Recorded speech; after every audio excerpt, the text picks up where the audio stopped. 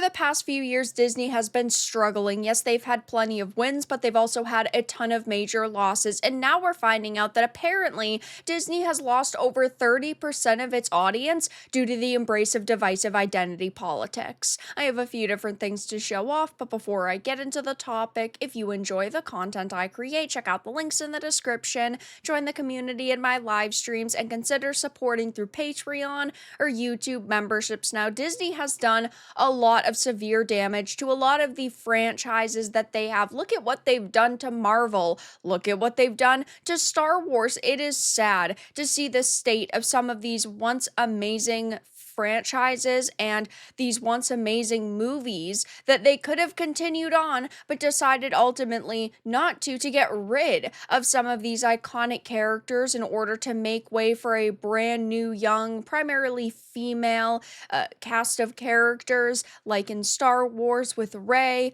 or in Marvel with the young all-female Avengers that they were aiming towards. And now, in a very damning new survey conducted by Rasmussen Reports and provided to that park place, the entertainment giant Disney is facing a harsh reality. Its embrace of divisive identity politics and abandonment of traditional family values is driving audiences away in droves. The survey, conducted from January 5th to 7th, 2025, sampled 1,408 American adults and revealed a startling trend. Nearly a quarter of respondents, 23%, admitted to avoiding Disney movies in the past year because of the company's political leanings. This is a very sad thing to have to see, because I remember watching all of the Disney Renaissance films growing up. I absolutely love them, but Disney has tried to kind of replicate that with their live action adaptations, and at every turn they have failed.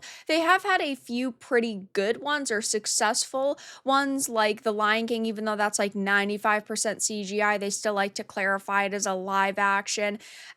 You have Aladdin, which did pretty good, Cinderella, Beauty and the Beast, but then you start getting farther and farther away from their goal with movies like Mulan and The Little Mermaid, and Rachel Zegler's Snow White is going to be another massive flop. They should never hire people like Rachel Zegler's, like Halle Bailey's, because they do not really care about respecting the original material, and at the end of the day, they do not fit into the description of the original characters. It's fine if you want to write new stories and you want to have new types of characters that can represent all sorts of people, but do not go into your back catalog and go, which characters can we fuck up today? And that's what Disney has been doing for years. Bob Iger is somebody who I believe genuinely cares more about the message than money, and he has some very twisted logic. I call it the Bob Iger effect. He is willing to have a lot of losses, even if he's only having a few wins currently, because he thinks that it will pay off. He is okay with having $2 or $3 billion hits a year, like Deadpool and Wolverine, for example, but having a bunch of flops like Agatha All Along or The Acolyte, as long as he is having those few big hits, because he thinks one day audiences will want the Agathas all alongs.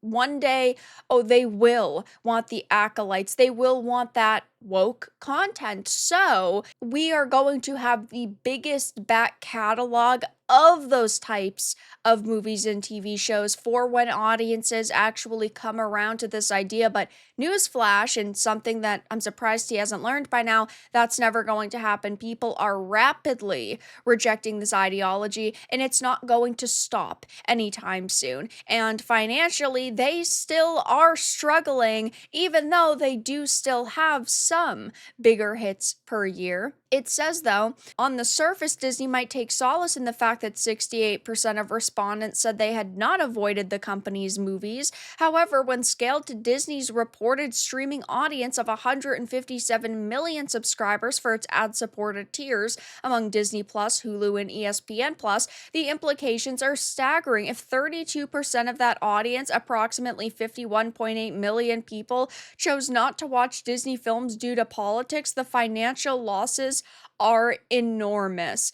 The financial fallout of Disney's politics, it says, using the average US movie ticket price of $10.70 in 2024, the 51.8 million viewers Disney potentially alienated translates to a loss of 558.5 million in annual movie ticket sales. This figure represents over $500 million in missed revenue, a devastating blow for any company. I've been talking about a similar figure over the past couple of months because of Sony and Concord. Concord allegedly cost them over $500 million because they had to buy Firewalk Studios, they had to pump a bunch more money into it, and the servers were only up for 2 weeks and they only had a handful of people who were playing it. So they lost apparently over $500 million. And even though Sony is technically the largest company within the gaming industry, they make the most money, it still is a devastating blow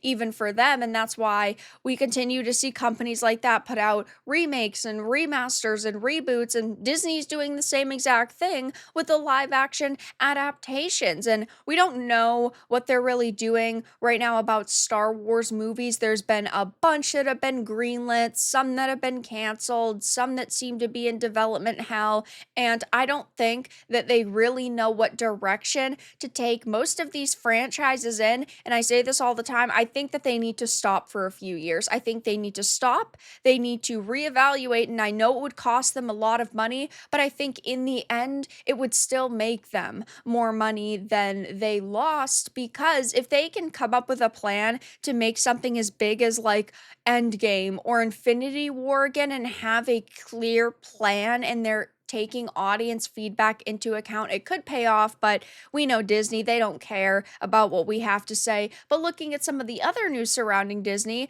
they faced $10 billion lawsuit over a claim they stole Moana from a copyrighted script, which is insane to hear. Now, if they will actually lose, it's hard to tell because they have been accused of this several times over the years, but even just facing a $10 billion lawsuit is massive, and Disney's new Snow White trailer's dislike ratio has set a shocking new record. They are facing loss after loss after loss with their upcoming movies. And I mean, we all knew that this was going to struggle because of Rachel Zegler, because she is such a divisive individual. She does not care about audiences. She has admitted to hating the source material, that she was scared of it when she was younger, that she thought the prince was weird and creepy and kind of a stalker. Like, these are not the things you say if you are genuinely passionate about the role that you're playing.